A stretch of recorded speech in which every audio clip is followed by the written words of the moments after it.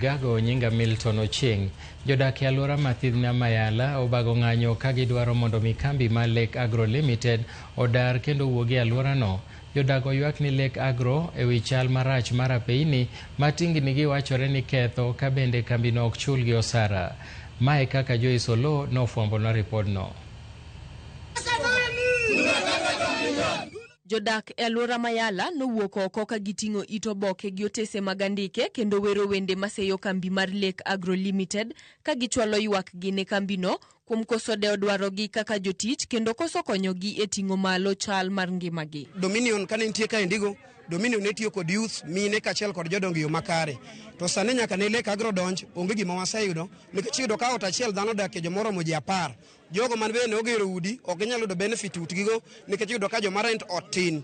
Jodak go wacho ni Lake Agro Limited miyo gi mana tij beto banda ka joma wuok oko ema yudo yuto e lochgi. Giwacho ni ber ka jaket mwandu mar Dominion Farms oduogo ka giwacho ni ne odewo ngimagi. Wadwaro Calvin Bajas back gi Dominion Farms mondo duogi nikech Calvin Rai nyaka ne bikae onge development mora mora mantiere, maendeleo onge, vijana ijaro gimora mora rach, ndara rach, gimora mora rach, obedu tich, obedu somo is limited nikech obanda ema opong'o gweng'. Jomo ndiko ne pesa matin, onge gima wayudo kume kata di.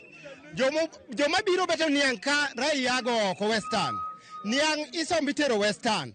Onge gima konyowa, koro mi wadwaro Calvin Bajas oduoka wuon Dominion. Ewi midhiero gi, jodak gi omiyo kambi mar Lake Agro thuolo mar jumbe 2 mondo gidar e thidhniano. Kawuono wachiwo barua mondo mi Bwana Mutua o revoke lease within 14 days. Wachako wachiwo barua no bende Rai mondo owe lowo makae ma lease manomiye ne koluoyo kako nego nwang' lease. Rai opak and go. Kambi mar Dominion notiye thidhnia Mayala kuom higni 17 ka ne wuok e higa 2018. Tok mano, kambi mar Lake Agro Limited nochako tich kane National Lands Commission nomiyo gi heka maloyo 6,000 mar tiye kuom higni 66, gino ma jodak wacho ni odhuro mokalo.